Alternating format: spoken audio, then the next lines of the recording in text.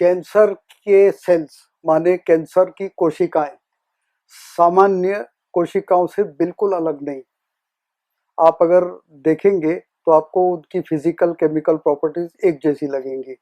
फर्क कहाँ आता है कि अन्य सेल्स, अन्य कोशिकाएं एक निर्धारित समय बाद मल्टीप्लाई होती। जैसे हड्डियां हैं, उनके सेल्स बहुत देरी से मल्टीप्लाई होते। चमड़ी है, एक हफ्ते में भी उनके सेल्स मल्टीप्लाई हो जाते। इस तरह शरीर के विभिन्न अंगों के कोशिकाएं फिक्स समय लेती हैं मल्टीप्लाई होने को। कैंसर का सेल किसी भी कमांड को नहीं मानता, माने हर कोशिका उसी के डीएनए के कमांड से चलती। कैंसर का सेल अपने ओन डीएनए के कमांड को भी रिजेक्ट कर देता है और अपनी मनमर्जी बढ़ता है। और कैसे बढ़ता है? ये हेल्दी कोशिकाओं को खाता है। उसके शेल वॉल, उसको वॉल नहीं होती, साइटोप्लाज्म होता है, वो उसके आउटर मोस्ट लेयर को एंजाइम द्वारा डिसॉल्व करता है। पूरा कंटेंट्स स्ट्रॉ जैसे लगा करके चूस लेता है और अपने को बढ़ने के लिए ब्लड वेसल्स चाहिए, ब्लड चाहिए, तो एक नई ब्लड वेसल लगवा लेता है। तो इस प्रकार ये uncontrolled growth of cells cancer है। मैं ये जानना चाहूँगा पहले कि भाई कैंसर कौन से बैक्टीरिया, वायरस, फंगस, पैथोजन से होता है? वो तो मुझे मेडिकल साइंस बताए, आधुनिक चिकित्सा ये बताए कि कैंसर होने के लिए ये बैक्टीरिया, वायरस, फंगस, पैथोजन जिम्मेदार हैं। ऐसा एक भी नहीं है। तो फिर ये बताएं कि कैंसर क्यों होता है। तो आपको मालूम मिलेगा उत्तर कि अगर आप तंबाकू खाएंगे तो आपको मुख का कैंसर होने की संभावना बहुत अधिक हो जाएगी। यदि आप शराब पिएंगे तो आपके लीवर कैंसर होने की संभावना बढ़ जाएगी। यदि आप सिगरेट पिएंगे तो लंग्स कैंसर होने की संभावना बढ़ेगी। पर मेरा सवाल ये है कि जो महिला बेचारी ना बीड़ी, भांग, सिगरेट, गांजा, चरस, शराब छूती नहीं, जिसने नॉनवेज जीवन में खाया नहीं, उसे कैंसर क्यों होता है? कैंसर उसको होने के कुछ कारण हैं जो बैक्टीरिया, वायरस, फंगस, पैथोजन के बाहर है। और उनमें से हमको ये देखना होगा कि कौन से कारण मुख्य बने हैं इन 40-50 सालों में। जब अंग्रेज भारत छोड़ के गए थे तो 100 में से 4-5 लोग भी नहीं सुनने में आते थे कैंसर वाले। आजकल तो घर घर, हर घर में एक कैंसर पेशेंट है। और इनके बढ़ने का मुख्य कारण है दवाइयों का अधिक सेवन। मजे की बात यह है, विशियस साइकिल। विशियस साइकिल ऐसा बनता है कि हम दवाइयाँ खाते हैं, वो हमारे रक्त में एसिड बनाती है।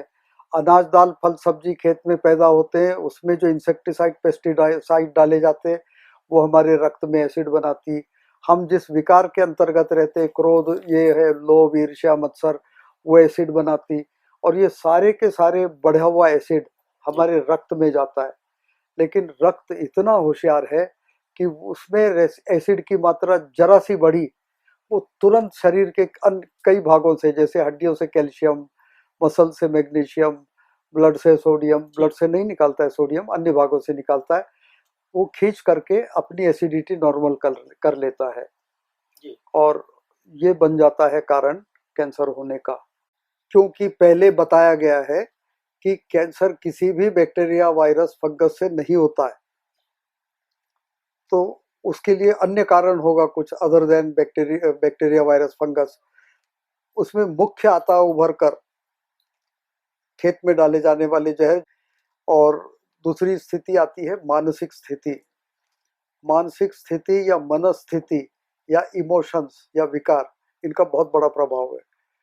खास करके पेट के कैंसर के बारे में अगर मैं बोलूं तो पेट का कैंसर द्वेष रखने से, दूसरे की प्रोग्रेस से जलते रहने से, जो चीज पसंद नहीं है उसे भी करना है मन के इच्छा के विरुद्ध कुढ़ते रहने से, ऐसे केसेस मैंने बहुत सारे देखे। खास करके उनमें महिलाएं हैं। महिलाएं प्रतिकार नहीं कर सकती, उनको फ्रीडम नहीं दी गई है पूरी, तो वो जलती रहती, कुढ़ती रहती, मन के खिलाफ उनको काम करना पड़ता है।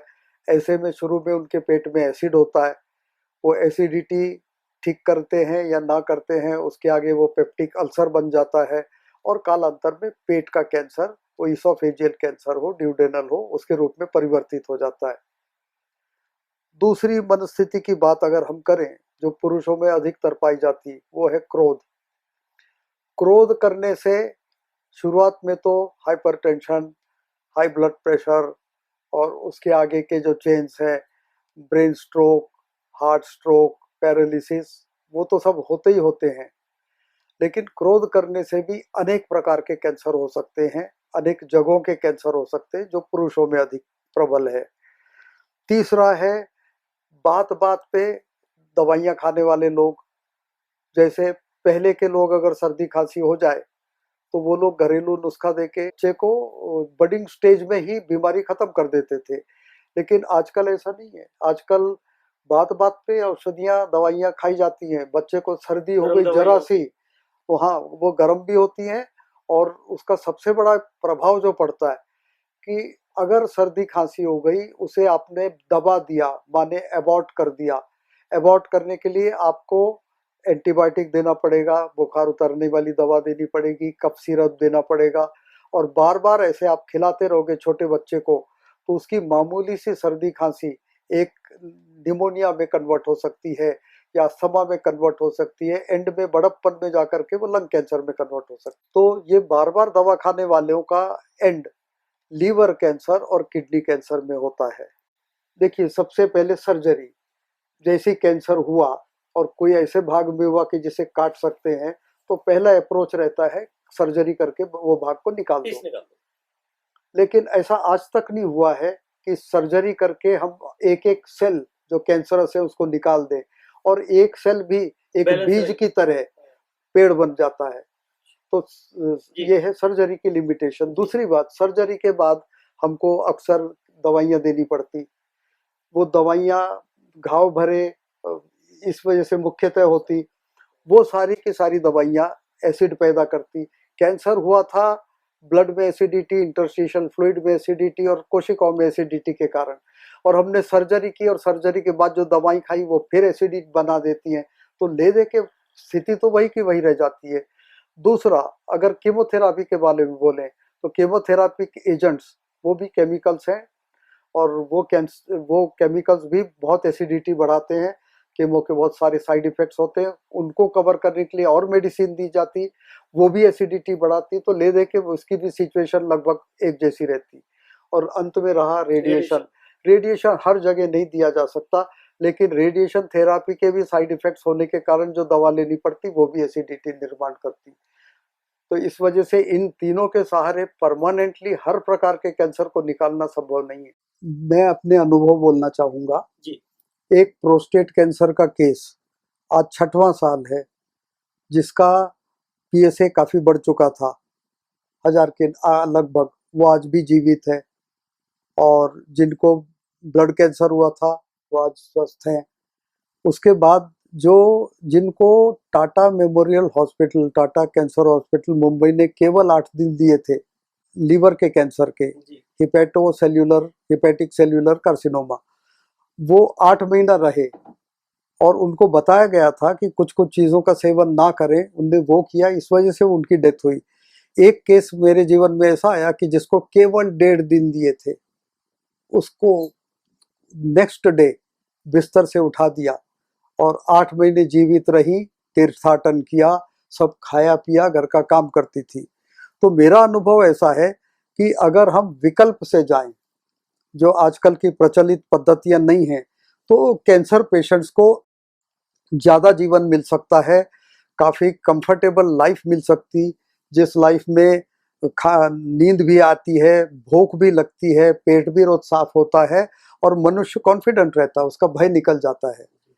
मेरा जो रिसर्च का सारांश है वो ये मैंने देखा है कि हम सबों को जहर युक्त अनाज, दाल, फल, सब्जी खाना पड़ेगा इस देश में अगर रहना है और जीवित रहना है। तो जो लोग इस तरह का अनाज, दाल, फल, सब्जी खा रहे हैं लेकिन ना कोई दवाई खा रहे हैं और ना विकारों के अंतर्गत है, क्रोध, लोभ, ईर्ष्या, मत्सर, खास करके द्वेष, उनमें कैंसर होने की संभावना ना के बराबर है। उनको एक और पॉइंट साथ में लेना पड़ेगा कि भोजन और पानी के प्राकृतिक नियमों का पालन। अब जो लोग जहर युक्त अनाज खा रहे हैं, दवाई खा रहे हैं, उनमें कैंसर होने की संभावना थोड़ी और बढ़ जाती है। और जो लोग जहर युक्त अनाज, दाल, फल, सब्जी खा रहे हैं और दवाइयाँ भी खा रहे हैं और साथ में विकार के प्रभाव में भी हैं, जलते रहते, कुड़ते रहते, द्वेष में हैं, उनमें कैंसर होने की संभावना सबसे अधिक। और आज के दिन में, आज के समय में सर्वाधिक कैटेगरी इसी थर्ड वन की है कि जहर युक्त अनाज तो खा रहे हैं लेकिन विकार को भी साथ में रखे और दवाइयाँ भी खा रहे हैं। तो मेरा निवेदन है, अगर कैंसर से बचना है, जैसे मैंने किया, ठान लिया था मर जाऊंगा लेकिन दवाई नहीं खाऊंगा, और ठान लिया था कि मुझे क्रोध, लोभ, ईर्ष्या, द्वेष, मत्सर नहीं करना है, तो मुझे 77 साल तक ये रिजल्ट मिला कि मुझे कैंसर नहीं हुआ। और मैं वही अनाज, दाल, फल, सब्जी खा रहा हूँ जो पूरा भारत खा रहा है। तो मेरा आपसे निवेदन है, भाई विकारों से दूर रहो, दवाइयाँ मत खाओ।